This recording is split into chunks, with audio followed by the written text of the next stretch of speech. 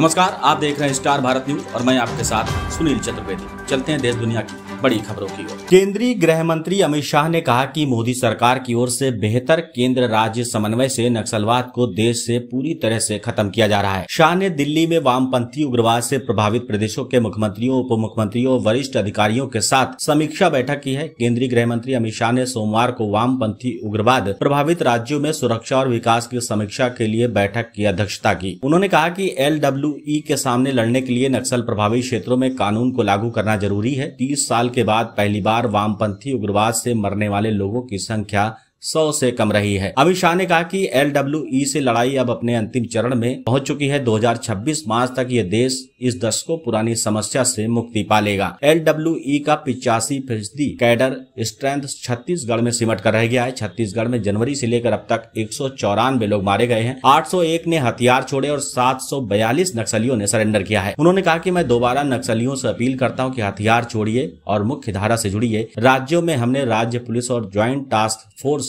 गठित किए, लेकिन इसकी हिरार्की में भी काम करना है। नक्सली ऑपरेशन के लिए 12 हेलीकॉप्टर, 6 BSF के और 6 एयरफोर्स के जवानों को बचाने के लिए तैनात है। शाह ने कहा कि छत्तीसगढ़ के मुख्यमंत्री और उनकी टीम को बधाई देना चाहता हूं कि अगस्त से अब तक लगभग 194 नक्सली मारे गए हैं।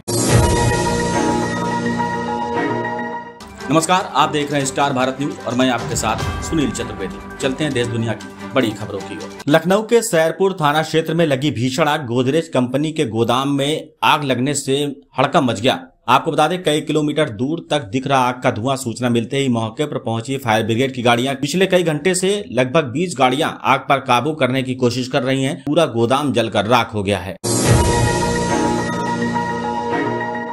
नमस्कार, आप देख रहे हैं स्टार भारत न्यूज और मैं आपके साथ सुनील चतुर्वेदी। चलते हैं देश दुनिया की बड़ी खबरों की ओर। वहीं मेरठ में कपड़े उतारकर विरोध प्रदर्शन करने वाले व्यापारी अक्षत जैन के खिलाफ स्टेट GST विभाग ने FIR दर्ज करवा दी है। अवैध वसूली से प्रताड़ित मेरठ के व्यापारी अक्षत जैन ने स्टेट GST के गाजियाबाद ऑफिस में अपने सभी पेपर्स दिखाए, लेकिन अधिकारियों ने उनके पेपर्स अपूर्ण होने की बात करते हुए 85 लाख रुपए तत्काल जमा करने पर ट्रक छोड़ने को कहा। जैन वहीं पर कपड़े उतारकर धरने पर बैठ गए। इंटरनेट पर जब ये वीडियो वायरल हुआ तो खफा विभाग ने जैन पर गाजियाबाद में FIR दर्ज करवा दी है। नमस्कार, आप देख रहे हैं स्टार भारत न्यूज और मैं आपके साथ सुनील चतुर्वेदी। चलते हैं देश दुनिया की बड़ी खबरों की ओर। इटावा जिले के विकास खंड भरथना के प्राथमिक विद्यालय भवानीपुर में कार्यरत सहायक अध्यापिका प्रतिभा सिंह, अन्य महिला अध्यापिकाएं अपने विद्यालय के प्रधान अध्यापक जीजान सिंह अम्बेडकर की तरफ से आए दिन की जाने वाली अश्लील हरकतों और उनके साथ आए दिन होने वाली मारपीट से काफी परेशान है। अक्सर इस विद्यालय का ये प्रधानाध्यापक इस टीचर के वीडियो बनाने के साथ क्लासरूम में ही बच्चों के सामने अश्लील कमेंट करने में भी पीछे नहीं रहता है। सहायक अध्यापिका प्रतिभा सिंह इसकी शिकायत भी अपने उच्च अधिकारियों से कर चुकी है, लेकिन एक स्थानीय नेता के संरक्षण के चलते जीजान सिंह पर कार्रवाई करने से अधिकारी भी डरते हैं। कागजों पर तो कार्रवाई हो जाती है, पर जीजान सिंह पूर्व की भांति विद्यालय में ही बना रहता है। हाल ही में हुए निलंबन के बावजूद वो अभी भी विद्यालय में कार्यरत है। इसके अलावा जीजान सिंह पर विद्यालय के कार्यों में भी हिला हवाली की कई बार शिकायतें की जा चुकी है। विद्यालय की न तो कभी शिक्षण डायरी भरी जाती है और न ही दीक्षा ऐप की ट्रेनिंग दी जाती है। सवाल इस बात का है, इतना सब होने के बाद भी इस अध्यापक पर अभी तक कोई दंडात्मक कार्रवाई करने में स्थानीय प्रशासन पीछे क्यों हट जाता है। इसे लेकर विद्यालय का महिला स्टाफ एक दूसरे से सवाल पूछ रहा है।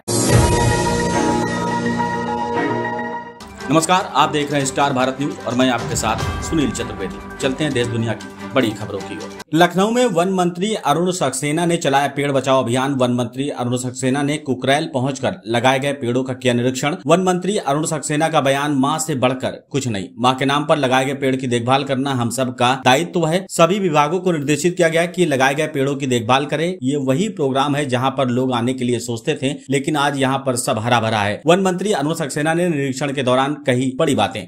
मुख्यमंत्री जहाँ द्वारा लगाए हुए पेड़ को, अपने सहयोगी मंत्री KP मलिक जी के लगाए हुए पेड़ को देखने आए हैं और इन्हें पानी भी दिया है। उसके अलावा हम यहाँ देख रहे हैं पेड़ों की ग्रोथ अच्छी है, पेड़ों की सुरक्षा है और पेड़ बढ़ रहे हैं। हम चाहते हैं पूरे प्रदेश में हमारे यहाँ जितने पेड़ लगाए गए हैं उनका विशेष ध्यान रखें। इस बार के पेड़ माँ के नाम पे लगाए गए हैं और माँ से बड़ी चीज़ दुनिया में दूसरी नहीं होती। तो इन पेड़ों की अच्छी देखभाल करना हमारी सबकी ड्यूटी है। सभी लोगों से जिन्होंने पेड़ लगाए हैं उनसे मैं आग्रह करता हूं कि अपने पेड़ को जरूर देखें। प्रथम नौ दुर्गा से लेकर मकर संक्रांति तक का जो समय है, 3 महीने का समय, ये हमने पेड़ बचाओ अभियान पर लगाने के लिए तय कर रखा है और इसमें हम प्रदेश के ज़्यादातर जिलों में जाएंगे और देखेंगे पेड़ हमारे सही हैं या नहीं, पेड़ सुरक्षित हैं या नहीं, पेड़ों को पानी मिल रहा है या नहीं। जहाँ किसी चीज़ की कमी देखेंगे उसको दूर करेंगे। सभी विभागों द्वारा जो लगाए गए पेड़ हैं उनसे भी कहूँगा कि आपके विभाग ने जो पेड़ लगाए हैं उनको एक बार जाके देखो और ये पेड़ माँ के नाम पे लगाए गए हैं और माँ से बड़ी चीज़ दुनिया में कोई नहीं है। हमको इन पेड़ों की बहुत सुरक्षा करनी चाहिए। जो पेड़ बाढ़ में बह गए हैं उनके लिए क्या करेंगे सर? वहाँ पे हम दोबारा पेड़ लगवाएंगे। ग्लोबल वार्मिंग एक बड़ी चुनौती है, क्या कुछ मैसेज देना चाहिए उन लोगों को? ग्लोबल वार्मिंग एक बड़ी चुनौती है, आपका कहना बिल्कुल सही है। और हमारे प्रधानमंत्री विश्व के सर्वाधिक लोकप्रिय नेता आदरणीय मोदी जी कहीं भी जाते हैं वो यही कहते हैं ग्लोबल वार्मिंग हो रही है। दुनिया वालों तो देखो दुनिया का क्या हाल है, टेम्परेचर बढ़ता जा रहा है और इससे बहुत सी बीमारियां होंगी, बहुत सी बायोडाइवर्सिटी खत्म हो जाएगी, बहुत से पेड़ पौधे कम हो जाएंगे, बहुत से जानवर खत्म हो जाएंगे।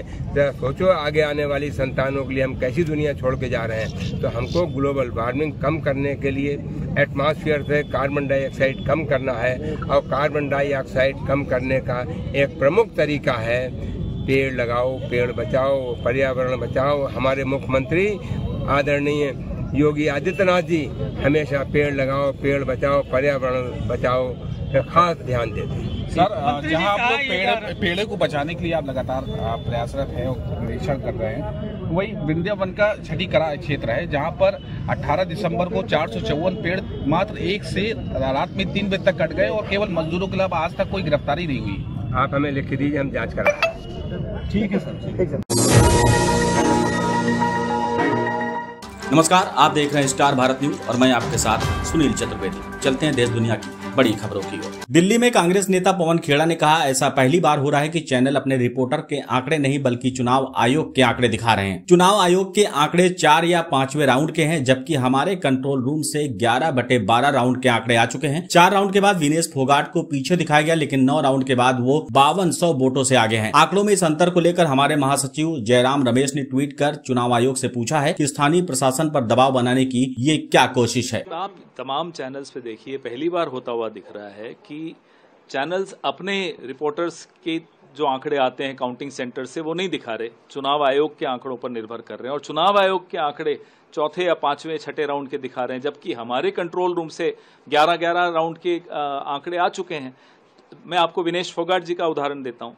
आप कोई चैनल खोल दीजिए, सब में उनको 4 राउंड के बाद पीछे दिखाया गया था, जबकि 9 राउंड के बाद वो 4437 वोटों से आगे हैं, अब 5200 वोटों से आगे हो गई हैं। तो ये आंकड़ों में जो मिसमैच है, गैप है, ये क्यों है, ये हम बार बार चुनाव आयोग से अभी हमारे महासचिव जयराम रमेश जी ने ट्वीट करके भी पूछा है कि ये क्या दबाव डालने की कोशिश हो रही है स्थानीय प्रशासन पर। इसलिए हम फिर से चुनाव आयोग को कह रहे हैं, आगाह कर रहे हैं कि इसमें तुरंत एक्शन ले, तुरंत जितने राउंड्स हो चुके हैं अपडेट करें, जितने भी जो ट्रेंड्स हैं उनको अपडेट किया जाए। 11 राउंड हो चुके हैं, 12 राउंड हो चुके हैं, आप अभी 6ठे या 7वें राउंड पर ही रुके हुए हैं। चैनल्स उसी पर निर्भर कर रहे हैं, चुनाव आयोग के उस पर। रिपोर्टर्स के अपने आंकड़े बाहर आ नहीं रहे हैं। कभी कोई काउंटिंग में ऐसा नहीं होता कि रिपोर्टर्स के अपने आंकड़े बाहर नहीं आते।